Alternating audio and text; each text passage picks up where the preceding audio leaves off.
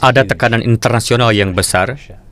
Komisi Amerika Serikat untuk Kebebasan Beragama Internasional dan lainnya telah membuat banyak pernyataan mengutuk tindakan ini dan otoritas Pakistan yang dilakukan melalui pengadilan anti-terorisme. Jika ada seseorang di planet ini yang harus bebas, itu harusnya seorang seperti Abdul Shakur. Apa bahaya yang bisa dilakukan orang seperti ini kepada dunia yang bisa membenarkan perlakuan ini? Ketika saya melihat fotonya dan mendengar ceritanya, saya merasa memiliki tanggung jawab pribadi untuk berjuang untuknya, seolah-olah beliau adalah anggota keluarga saya sendiri. Dengan kemarahan global atas ketidakadilan, gerakan untuk membebaskan Abdul Shakur mendapat momentum. Abdul Shakur bukan teroris. Beliau ditangkap, didakwa, dan dipenjara karena beliau seorang Ahmadi. Saya mendesak pemerintah Pakistan untuk segera membebaskan Abdul Shakur dan memastikan keselamatannya. Seiring waktu, mereka akhirnya harus membiarkan beliau keluar karena itu adalah situasi yang memalukan bagi negara. Banding diajukan dan meski bandingnya ditolak, mereka mengubah hukuman menjadi masa tahanan yang sudah dijalani. Dan pada tanggal 18 Maret, beliau dibebaskan setelah 3 tahun dan 3 bulan. Wajah-wajah telah diburamkan untuk memastikan keselamatan Ahmadi di Pakistan. Ahmadi berusia lanjut dibebaskan dari penjara Pakistan setelah hukuman penistaan agama dikurangi. Pria berusia 83 tahun itu ditangkap setelah dituduh menjual tafsir Ahmadiyah tentang Al-Quran.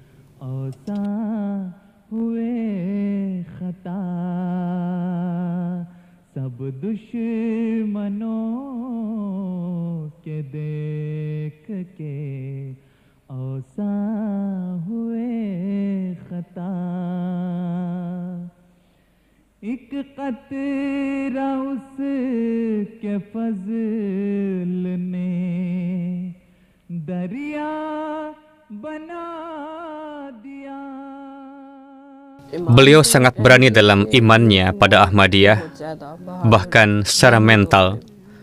Beliau selalu mengatakan bahwa kebenaran akan selalu menang.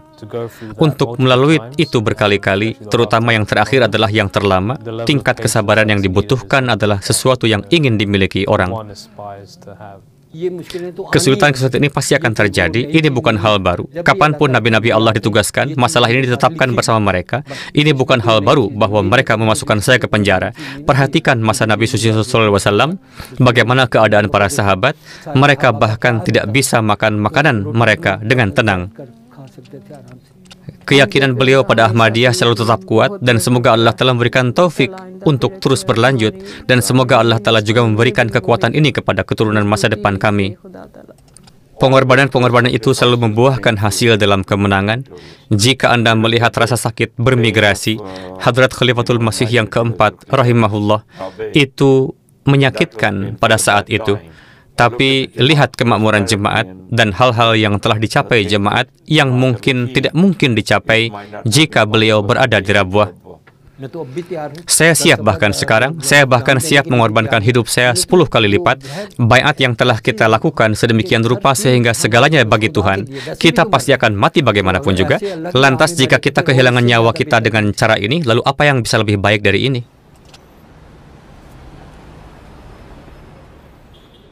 Setelah pembebasan, Abdul Shakur diterbangkan ke Washington, diundang atas nama pemerintah Amerika Serikat.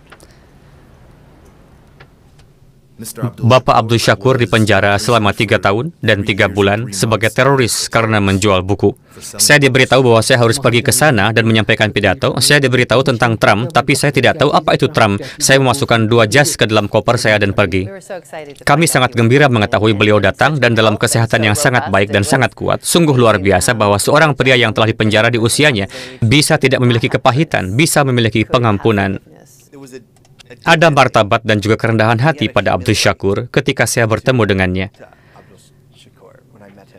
Beliau sangat pemaaf dan baik hati, dan saya ingat sangat terkesan dengan ucapannya dan penghargaannya untuk semua orang yang mendukungnya, tetapi juga untuk orang lain yang telah dipenjara secara tidak adil. Pak Syakur menceritakan cobaannya kepada para pembuat undang-undang di ibu kota. Saya dipenjara di sebuah ruangan kecil, makan, buang air, dan mencuci peralatan semuanya dilakukan di area yang sama, yang sangat sulit. Tahanan lain dijadikan target kekejaman di depan orang lain yang menciptakan atmosfer ketakutan di dalam penjara. Kami selalu menghadapi penyiksaan mental juga.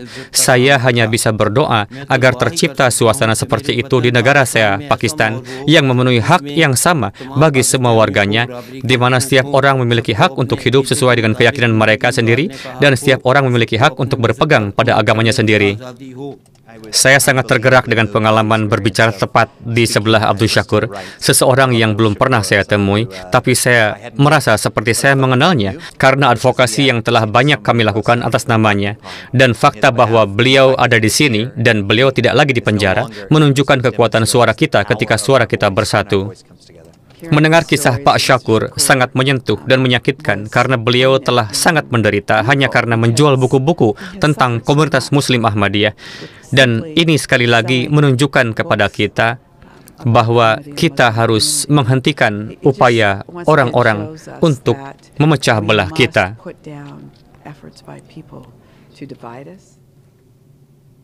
Pada saat itu, tidak ada yang tahu, termasuk Pak Syakur, bahwa Presiden Amerika Serikat saat itu, Donald Trump, akan mendapat kehormatan bertemu dengan seorang yang pernah dipenjara di jalan Allah Ta'ala, tahanan Muslim Ahmadi di jalan Allah.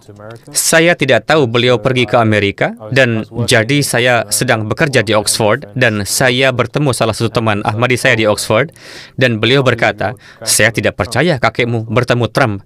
Dan saya seperti, kapan beliau ketemu Trump? Dan beliau seperti, lihat video ini. Dan kemudian saya sendiri terkejut karena saya tidak tahu. Agak gila bahwa beberapa bulan yang lalu, kakek sedang dibebaskan dari penjara di Pakistan dan sekarang beliau berada di Gedung Putih. Mereka mengundang semua 27 individu, termasuk Abdul Syakur Sahib dan penerjemah untuk pergi dan mengunjungi Gedung Putih dan menjadi tamu Gedung Putih, tapi mereka tidak mengharapkan dan tidak ada dari kami yang mengharapkan bahwa Presiden Amerika akan benar-benar menemui mereka. Presiden akan bertemu dengan kita, bukan? Anda tahu, kami diberitahu tampaknya baik, tapi semuanya selalu tergantung pada jadwal presiden yang bisa berubah karena acara. Dan saya pikir itu terjadi sangat spontan. Saya pikir Presiden Trump memutuskan akan mengambil waktu dari jadwalnya untuk bertemu 27 individu ini. Dan yang membuatnya sangat istimewa adalah tidak ada yang tertulis, tidak ada yang direncanakan, tidak ada yang bahkan kami ketahui. Presiden Amerika sendiri merasa tergerak untuk bertemu orang ini. Beliau melihat ke sini dan ke sana, dan ketika beliau melihat ke arah saya menyadari bahwa ini adalah Trump. Hanya di sana saya tahu bahwa ini adalah Presiden Amerika. Silahkan. Assalamualaikum warahmatullahi wabarakatuh. Saya dari komunitas Muslim Ahmadiyah Pakistan.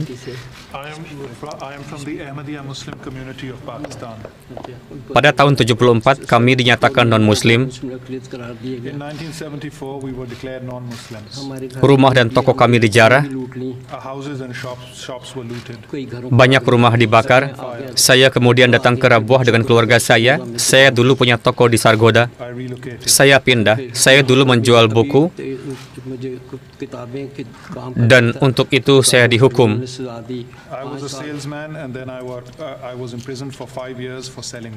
Saya dijatuhi hukuman 5 tahun penjara dengan kerja paksa dan didenda 600.000 rupiah.